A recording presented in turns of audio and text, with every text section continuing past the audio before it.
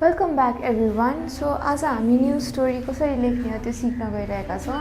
So while writing a news story हामीलाई के कुरा चाहिँ दिमागमा राख्नुपर्छ भने news story should be answering all the questions like the 3W questions like why, what, where and how.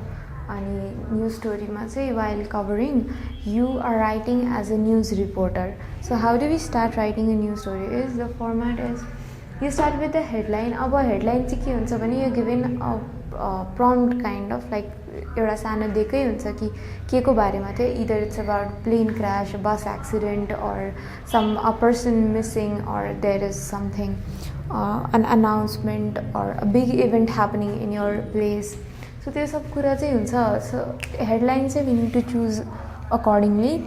जुन हामीसँग prompt हुन्छ त्यसको त्यो पढेर we need to figure out कि is it about the accident or is it about a missing person or whatever. अनि त्यसरी चाहिँ हामी headline लेख्छौँ.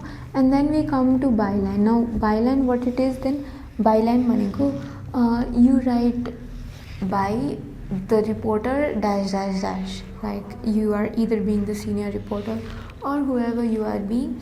You need to mention कि तपाईँ कुन न्युज च्यानलबाट हो, तपाईको पोस्ट पनि मेन्सन गर्नुपर्छ. either you are like the senior reporter or just a reporter. And after that you go for the deadline. So deadline चाहिँ कबको हुन्छ भने when you are writing the report. त्यो जतिखेर त्यो इन्सिडेन्ट भयो त्यो बेलाको डेडलाइन नलेखेर जति बेला you are writing the report त्यो दिनको चाहिँ डेडलाइन लेख्नुपर्छ त्यसमा.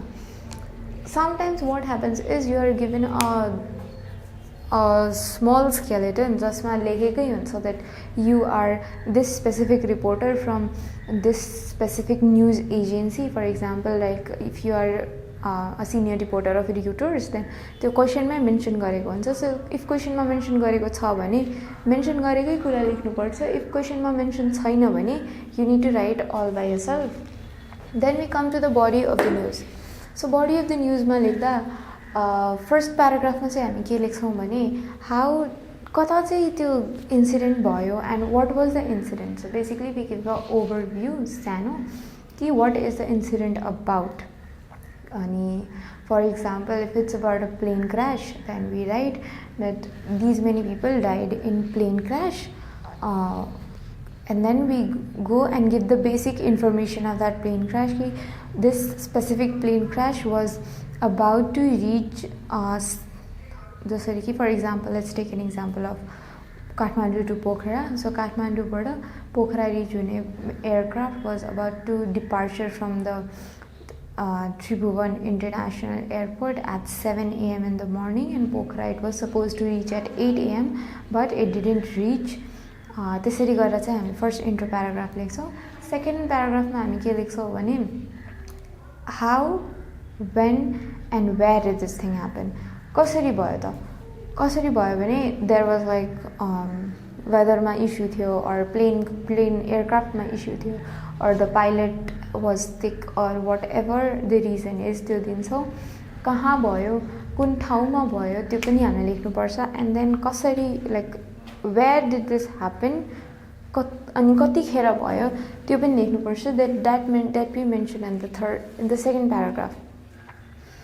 न्युज रिपोर्ट लेख्दाखेरि अब what we need to do is we need to add a third perspective, like witness गरेको मान्छे चाहिँ को थियो, एभिडेन्स चाहिँ कताबाट आयो. So according to these people यस्तो यस्तो भएको थियो भनेर according to this specific people हामी लेख्न सक्छौँ. और we need to include a person जसले त्यो विटनेस गरेको थियो and then that person said this something like this happened भनेर. आफ्टर डुइङ द्याट अब we go to the third paragraph which is like त्यो बेला चाहिँ हाम्रो लिडिङ प्याराग्राफ नै भयो. लाइक त्यसपछि चाहिँ हामी सारा इन्फर्मेसन जसमा प्रोभाइड गरेको हुन्छ that can be the leading paragraph. अब we are coming to the conclusion को ठाउँमा. कन्क्लुजन चाहिँ कस्तो हुन्छ भने what are the investigating people doing. Like for example it's about person missing, एउटा पर्सनको मिसिङ रिपोर्ट छ भने पुलिसले चाहिँ के गर्दैछ इन्भेस्टिगेसनमा. Or else if it's a plane crash then plane क्रासको एयरप्लेनको ओनरले चाहिँ के चाहिँ कम्पन्सेट गर्यो and what did the conclusion came and if it was justified or not त्यो कुरालाई चाहिँ हामी कन्क्लुडिङ प्याराग्राफमा चाहिँ इन्क्लुड गर्छौँ and then we just write तलतिर सोर्सहरू कि कता कताबाट आयो and yeah that's it for the news story and that's how we write it ल थ्याङ्क यू